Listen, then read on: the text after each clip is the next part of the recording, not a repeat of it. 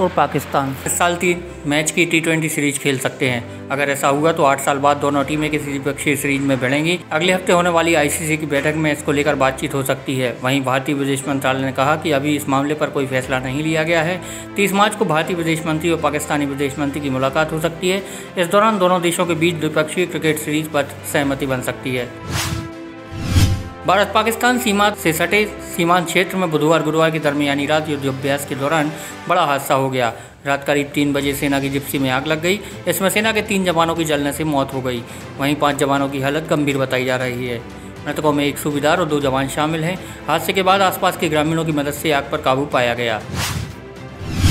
महाराष्ट्र के गृह मंत्री अनिल देशमुख ने मुंबई के पूर्व कमिश्नर और DG होमगार्ड परमवीर सिंह के आरोप पर जांच कराने की मांग की है। सिंह ने देशमुख पर एंटीलिया केस मामले में गिरफ्तार असिस्टेंट पुलिस इंस्पेक्टर सचिन वजीक से हर महीने 100 करोड़ रुपए वसूलने का आरोप लगाया था। इस बाबत अनिल देशमुख ने मुख्यमंत्री उद्धव ठाकरे को एक चिट्ठी लिखी है। उन्होंने अपनी इस चिट्ठी को देर रात तक सोशल मीडिया में साझा की है। केंद्रीय गृह मंत्री अमित शाह बुधवार को केरल में थे। उन्होंने NDA के प्रत्याशियों के लिए चुनाव प्रचार अभियान शुरू करते हुए त्रिपुनिथुरा शहर में रोड शो किया। उन्होंने सत्ताधारी वाम मोर्चा की अगुवाई वाली LDF सरकार पर भी हमला बोला। इस दौरान शाह ने कांग्रेस को कंफ्यूज पार्टी बताया। उन्होंने कहा कि एक तरफ कांग्रेस बंगाल में वाम दलों के साथ चुनाव लड़ती है, वहीं दूसरी ओर केरल में उसका विरोध करती है। मुंबई के पूर्व पुलिस कमिश्नर परमवीर सिंह के गृह मंत्री अनिल देशमुख पर लगाए गए आरोपों के बाद से राज्य में सियासी उथल पुथल चल रहा है।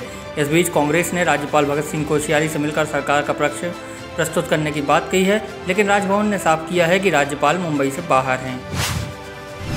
विधानसभा चुनाव को लेकर प्रधानमंत्री नरेंद्र मोदी ने बुधवार को पश्चिम बंगाल के कांती में चुनाव सभा को संबोधित किया। इस दौरान उन्होंने पश्चिम बंगाल की TMC सरकार पर जमकर निशाना साधा और कहा कि अब बंगाल के हर घर से एक ही आवाज आ रही है कि 2 मई और दे दी गई। चीफ जस्टिस अरविंद बोबड़े ने जस्टिस NV रामन्ना को अपना उत्तराधिकारी और देश का 48वां मुख्य न्यायाधीश बनाने की सिफारिश का पत्र सरकार को भेजा है। परंपरा के मुताबिक जस्टिस बोबड़े ने विधि और न्याय मंत्रालय को चिट्ठी लिखी है। अगले महीने 23 अप्रैल को चीफ जस्टिस बोबड़े रिटायर्ड हो रहे हैं। अपने रिटायरमेंट से महीना भर पहले चीफ जस्टिस ने अपने उत्तराधिकारी का नाम सीलबंद लिफाफे में सरकार को भेज दिया है। महाराष्ट्र में 100 करोड़ रुपए की उगाही मामले को लेकर सियासत गरमाई हुई है। इस बीच महाराष्ट्र के पूर्व मुख्यमंत्री देवेंद्र फडणवीस के नेतृत्व में BJP नेताओं ने बुधवार को राज्यपाल भगत सिंह कोश्यारी से मुलाकात की। राज्यपाल के साथ बातचीत के बाद देवेंद्र फडणवीस ने बताया कि हमने राज्यपाल से राज्य में शासन और कोरोना से संबंधित विभिन्न मुद्दों पर महाराष्ट्र के मुख्यमंत्री से रिपोर्ट मांगने का अनुरोध किया है। हमने उनसे भ्रष्टाचार से जुड़े मुद्दे पर हस्तक्षेप करने का भी अनुरोध किया। किसान नेता राकेश टिकैत ने एक बार फिर संसद घेराव की चेतावनी दी है। साथ ही इस बार उन्होंने लोगों से कहा कि आपको जब भी दिल्ली जाने को कहा जाए तो बैरिकेड्स तोड़ने के लिए तैयार रहना होगा। राकेश टिकैत ने कहा कि प्रधानमंत्री कहते हैं कि आप अपनी फसल कहीं भी बेच सकते हैं और हम सब इसे साबित करके दिखाएंगे। उन्होंने कहा कि विधानसभाओं, कलेक्ट्रेट दफ्तर और संसद में भी अब अपनी फसल बेचेंगे। संसद से बढ़िया कोई मंडी नहीं है। पुलिस बल को कथित तौर पर बगैर वारंट की गिरफ्तारी की शक्ति देने वाले विधेयक के विरोध में बिहार में सियासी टकराव जारी है। मंगलवार को सदन में ऐसी स्थिति देखने को मिली कि हर कोई हैरान रह गया। स्पीकर के कमरे का घेराव करने वाले विपक्ष के विधायकों को हटाने के लिए सदन में पुलिस बुलानी पड़ गई। कांग्रेस सांसद राहुल गांधी ने बिहार की हालातों पर ट्वीट कर नीतीश कुमार पर निशाना साधा है। कांग्रेस नेता शशि थरूर ने अपनी पत्नी सुनंदा पुष्कर की मौत से जुड़े मामले में खुद को बरी किए जाने का अनुरोध किया है। थरूर ने मामले की सुनवाई के दौरान दिल्ली की एक अदालत में कहा कि मौजूदा साक्ष्य दर्शाते हैं कि सुनंदा की मौत न आत्महत्या थी और न ही हत्या। कांग्रेस नेता की ओर से वरिष्ठ वकील विकास पाहवा ने कहा कि एक भी गवाह ने उनके मुवक्किल के खिलाफ दहेज उत्पीड़न या निर्दयता का आरोप नहीं लगाया है, इसलिए उन्हें बरी किया जाना चाहिए। दिल्ली में शराब पीने की 25 से घटाकर 21 साल करने के बाद केजरीवाल सरकार ने एक और फैसला लिया है। दिल्ली के क्लबों में अब शराब पीने वाले पैक की जगह पूरी बोतल टेबल पर ऑर्डर कर पाएंगे। उप मुख्यमंत्री मनीष सिसोदिया की अगुवाई में आबकारी सुधार को लेकर एक बड़ी बैठक हुई थी, जिसमें इस बात की सिफारिश की गई है। राज्यों में केस की जांच के लिए केंद्रीय जांच एजेंसी CBI को दी गई आम सहमति को अब तक 8 राज्य वापस ले चुके हैं और इन राज्यों में हर केस की जांच CBI को करने से पहले उसे राज्य सरकारों से इजाज़त लेनी होगी। DOPT से मिली जानकारी के मुताबिक महाराष्ट्र, केरल, पश्चिम बंगाल, छत्तीसगढ़, झारखंड, पंजाब, मिजोरम और राजस्थान जैसे 8 राज्यों ने CBI जांच की सहमति का विरोध किया है। महाराष्ट्र के गृह मंत्री अनिल देशमुख के खिलाफ मुंबई पुलिस के पूर्व प्रमुख परमवीर सिंह की याचिका पर सुप्रीम कोर्ट में सुनवाई हुई। इस दौरान सुप्रीम कोर्ट ने परमवीर सिंह को बॉम्बे हाई कोर्ट में अपील करने को कहा। परमवीर सिंह की याचिका पर सुनवाई करते हुए जस्टिस एस.के. कौल ने कहा, इस मामले में बॉम्बे हाई कोर्ट में अपील की जाए। जम्मू कश्मीर की पूर्व मुख्यमंत्री और पीपुल्स डेमोक्रेटिक पार्टी की नेता महबूबा मुफ्ती हिजबुल मुजाहिदीन के गिरफ्तार आतंकवादी नवीद बाबू को जानती थीं और एक बार उसे बात भी की थी। एनआईए ने जम्मू कश्मीर के पूर्व डीएसपी दविंदर सिंह से संबंधित टेरर फंडिंग मामले में दायर चार्जशीट में यह दावा किया है।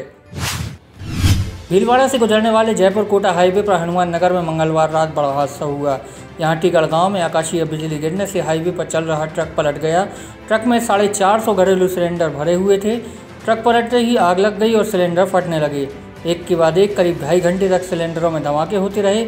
इस हादसे के करीब 15 घंटे बाद भी सड़क बंद है। बुधवार सुबह कोटा, अजमेर और जयपुर जाने वाले यात्रियों को पहले ही रोक दिया गया।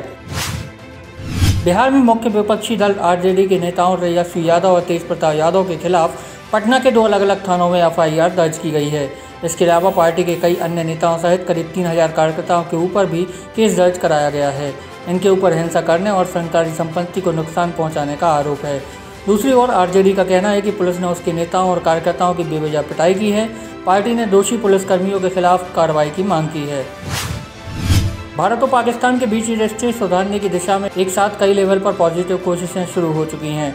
2.5 साल में पहली बार पाकिस्तानी अफसरों का दल दिल्ली पहुंचा और मंगलवार को सिंधु नदी जल बंटवारे पर स्थायी आयोग की 2 दिन की बैठक शुरू हुई। भारतीय अफसरों का कहना है कि इस बैठक के साथ ही दोनों देशों के संबंध पटरी पर लाने की खिड़की खुली है। एंटीलिया जांच में एनआईए को लगातार नए सबूत मिल रहे हैं। 2 दिन पहले एक 5 स्टार होटल में की गई छापेमारी के दौरान सीसीटीवी की जांच में पता चला है कि सचिन वजी जिस होटल में ठहरे थे उस बीच एक महिला उनसे मिलने आई थी। उस महिला के पास नोट गिनने वाली मशीन थी। एनआईए को शक है कि यह महिला वजह की राजदार है, इसलिए इस महिला की तलाश तेज कर दी है। कोरोना वायरस का इलाज ढूंढते ढूंढते जनवरी के वैज्ञानिक दंपत्ति को कैंसर का तोड़ मिल गया है। बायोएनटेक के सीईओ डॉक्टर उगर शाहीन और उनकी पत्नी डॉक्टर ओजलेम तुरेसी ने शरीर के प्रतिरोधक तंत्र को ट्यूमर से मुकाबला करने में सक्षम बनाने का तरीका खोज लिया है। अब वे इसकी वैक्सीन बनाने में जुट गए हैं। दंपत्ति का कहना है कि अगर सब कुछ ठीक रहा तो आने वाले 2 सालों में वे कैंसर का टीका भी उपलब्ध करवा देंगे। दंपत्ति पिछले 20 साल से कैंसर के इलाज के लिए रिसर्च कर रहे हैं।